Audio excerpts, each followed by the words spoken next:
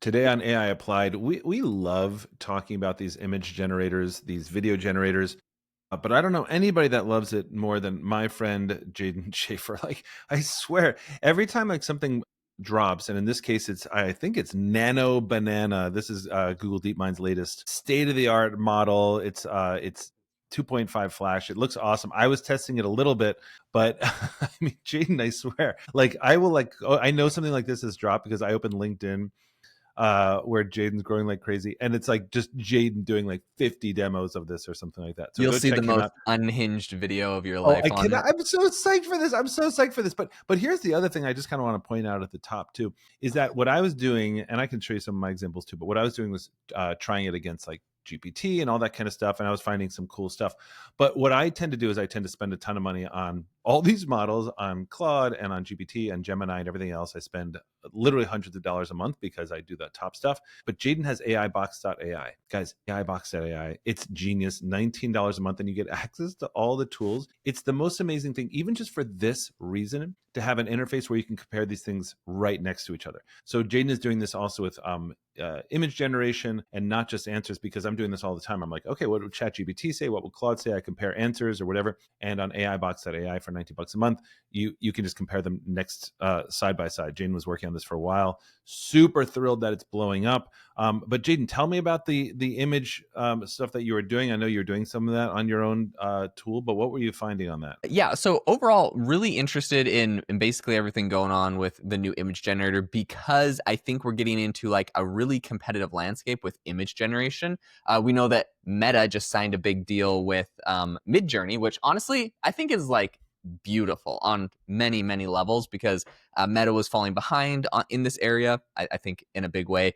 And Midjourney also felt like they were really missing a boat on distribution, because they weren't in like basically doing APIs where you can add their model to software and stuff. And it's been like years where it's been like the number one request. Like for example, on AI Box, which I'm like, we have all the best models, but we don't have Midjourney because they don't have an API. And so, I think me and every other developer and company on the planet was disgruntled about that. So I'm stoked that they're getting into it.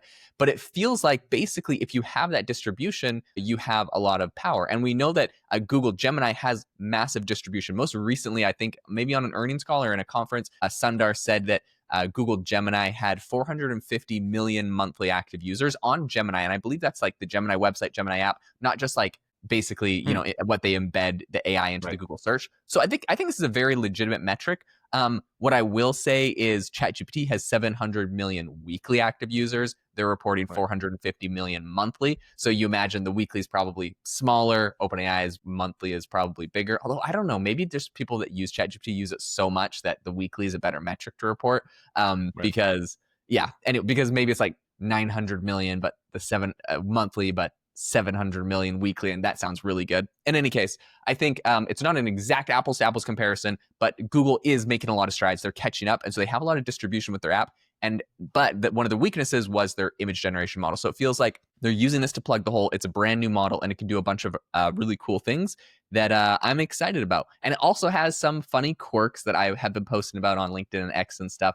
So we'll break those all down for you. But I guess, Connor, were you able to try this, or of the features that you saw announced, what seemed most interesting to you as someone that uses AI? And I know Robert Haslam uses AI to help you with a lot of your graphics and animations for Yeah. things you're working on. Yeah. So I guess what are you kind of seeing with the image generation here that's interesting? Yeah, that's a great call. Yeah, Robert, who's our creative strategist, AI genius over at AI Mindset, my company, is always sort of like he's just like sending me texts of these VO movies which has sound effects and things like that. I'm just blown away by it. I'm always blown away by stuff he creates, of course, but even just the layperson can create this with sound effects. It just looks amazing. The thing that I was always testing it on, because it has the most relevance to me. Like, I don't do a ton of image generation. I love to test it. For me, it's kind of more of a goof. Like, it's just fun to do it. But I really think there's incredible business applications for image, much more so than video, at least right now that I can think of. And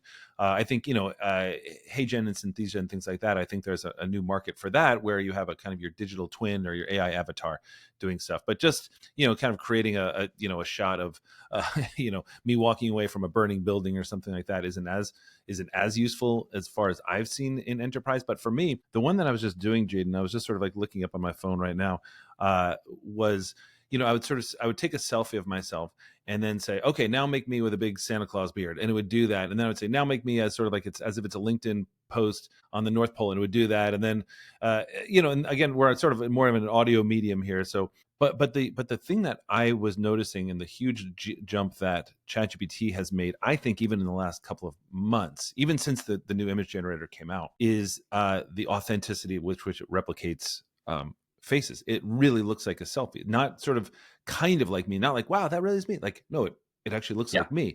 And the thing about Gemini that I was so impressed with is the speed at which it produced it. Because a lot of times, like, I'll be doing like a demo on stage or something like that. I'm like, okay, I don't even do it with ChatGPT often because it just takes so long to render it, And Gemini, I don't know what your experience was on this, Jayden. Gemini was amazing fast on this. I couldn't believe it. And so that was number one. Number two is just, when we think about why it's so good, we have to keep remembering that all this stuff comes down to the underlying model.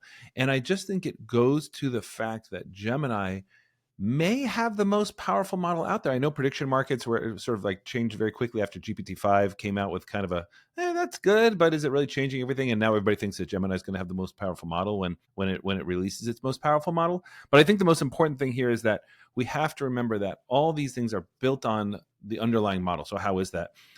So Jayden, first of all, I want to see what you've done, but also I didn't pick up on this story, and we haven't talked about it yet, about Meta in Midjourney. So just 2 seconds on that. That's amazing, because finally Meta's like looking at the acquisition. I mean, Meta's no stranger to acquisitions, but that's a brilliant move because Midjourney is absolutely fantastic. And now I don't know if it's worth the money they spent. I don't know what they spent, but I do know. So it's just a partnership. No actual investment or acquisition. Yeah.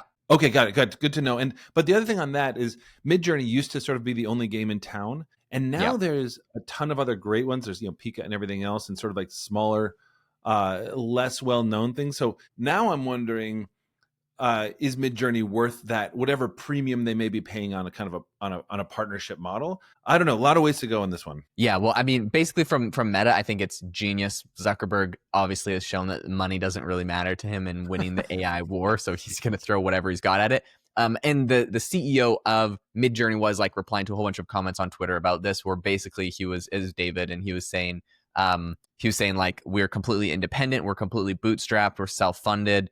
This is just a financial deal. There's no equity, there's no investment. So I think a lot of people were like, I don't know, concerned about that, but like also at the same time, come on, bro, like, I don't know. I'm just so salty that he doesn't let us put it into anything. He did 100%. Say that on the roadmap was API access, and I mean, if he's doing a partnership with Meta, he's got to build one for them. So why not let the rest of us in, other than just Zuckerberg, into the Midjourney realm? So I think we're going to see Midjourney get into Meta. That's an interesting first play. Meta's excited that they're going to get the best in class, and I think Midjourney is going to get some pretty insane distribution, getting embedded into those apps. And it probably is like the best way they can test out their API before they kind of give it to everyone. Meta probably is making a deal where they want it first, so everyone's going to go use the Meta app if you want to get access to Midjourney easily and probably free. Mark Zuckerberg's probably going to give it away for free. Then and then basically it's going to start getting embedded into a lot of stuff if they get their API out soon. I, for one, will be excited, and we'll add it to AI Box once that happens. Actually, can I ask you about that real quick? Actually, so you're in a little bit of a unique position to comment on that. I don't know if you track metrics on what, in terms of AI Box, in terms of what people use, but just when you and your team have been testing it, do you get a good sense of how the image generators compare to each other just through AI Box? Yeah. So I mean, and that's one of the best things is like you basically could get one prompt to generate 3 images, and you can get a pretty good comparison. And then you can also see like other people that are doing that, and then what image model they start using after. So it gives us some good ideas of what are most popular. Ideogram is an incredibly popular image model that no one ever talks about, but it works really well. Like, if you actually do side-by-side comparisons, sometimes I feel like it's like the Pepsi or Coke, like those blind test commercials they did back in the day, where people would like prefer Pepsi if they were blindfolded, but everyone drinks Coke. It's kind of like that with OpenAI's image generator model and like Ideogram. I feel like where Ideogram is, most people prefer what it outputs, but they're still using OpenAI because it's the most popular. Oh So my I think gosh, that's really interesting. Jayden, we have to do like a Pepsi challenge, or like we have to do the AI box That's true. Pepsi challenge. That's I a don't know, great like idea. hype this up, or like anyway. Sorry, I didn't mean to interrupt, but that's such a good idea. This is some that's some great free marketing advisory live on the podcast. Well, I'll coming to a TikTok video near you very soon. Man on the street image generation comparison on AI Such a box. good idea. So yeah, I think Midjourney though by and large is like the most aesthetic. That's what everyone says. Image generator. It can do the most realistic images, hands down. There are some features that it doesn't do as well as others, but yeah, overall I think that's exciting. The other thing I want to say though is people really did like this new Google image generator for a couple different reasons. There's three main things that were kind of announced in this that people got excited about. The first one was the fact that it could do consistent characters. So that means you can basically get the same person generated in multiple images. And like you mentioned, I think the best way to do this is you basically upload an image of a person. OpenAI's image generator is not good at this. I actually like for our podcast for the thumbnails on YouTube. I literally pay $40 a month for a different software that like the only thing it does is generates thumbnails that can make realistic faces. I just started doing this because I was using OpenAI for the last couple months, and like if anyone has seen our YouTube thumbnails, it's like you and me on the front, but sometimes our faces look slightly different because it's AI generating them, and we can make we can make the thumbnails faster. So I mean, this is a quality improvement. I think a lot of people are moving in this direction, and this is basically something that I think OpenAI is losing out on if they don't catch up. What I'm really impressed with is the way that Google basically can one shot these image these image personas. So the software that I pay money for that helps make thumbnails that look like you, what you actually have to do is basically like all of the old-fashioned image generators, you upload like 10 to 15 images of yourself. And by the way, Conor, I stalked you all over social media, screenshotted your face off of random places and YouTube videos and uploaded there. So I made like a clone of you that now can be in our thumbnails. Forgot to tell you about it. Hope that I hope you're I'm totally cool with it. Are you kidding me? I'm flattered. Hope your digital clone is happy with that. But so that's typically the way that you had to do it, right? And it's kind of cumbersome because like for that, sometimes I would like you upload those images and it's like, okay, we're training your clone and will be done in like 2 hours basically. Like so I like the software I was using, I was like, all right, come back in 2 hours, and then it's got these clones of us that can make these thumbnails great.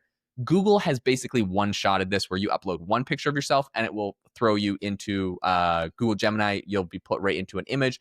And I'm pretty impressed with the results of it. So I've been doing a ton of experimenting and basically one image of myself, and I'm able to get, me in a whole bunch of different places where it actually looks fairly realistic to myself. Cool. The model, I feel like sometimes does things that are annoying. For example, I got it to generate a picture of like a person swimming in water with a shark. And then I gave it my face and I was like, okay, make it me swimming in the water with the shark. And it just put my head on the woman that was swimming in water. So I'm like wearing a sports bra. I'm like, okay, that's probably not super flattering. I finally did get it to generate me. Anyways, so it's like the model itself, but sometimes the brains can do funny things, but it is capable of doing a lot. And like, if you look at some of the images it generates, a lot of them can look quite, pretty photorealistic. So I'm overall pretty impressed with this model. It's fantastic. And again, this is only going to get better. It's every once in a while I look at this, I'm like, how's it going to get better? But it just keeps getting better. I'm glad to hear that about Midjourney, and really interesting about Ideogram. Listen, folks, if you enjoyed this podcast, best thing you can do, leave us a rating and review. We always appreciate it, and we will see you the next time.